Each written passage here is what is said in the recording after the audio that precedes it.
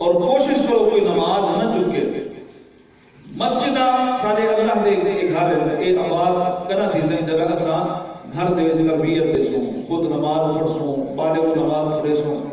گھر دے وچ نظریات پیدا کرے سو تے مسجد آباد تھی جب مسجد آباد تھی سے اون دے نال کیا فائدہ تھی نماز پڑھ سو نماز نال کی درس سن کے سو اے نبی سی سنت ہے اے نبی سی طریقہ ہے اے حلال ہے اے حرام ہے یہ جذبے پیدا تھے مسجد دے نال نماز دے نال ایویں اللہ نے فرمایا ان الصلاۃ تنہا عن الفحشاء والمنکر اے نماز برے کاموں کو روکے دی کیا معنی جے نماز پڑھ سو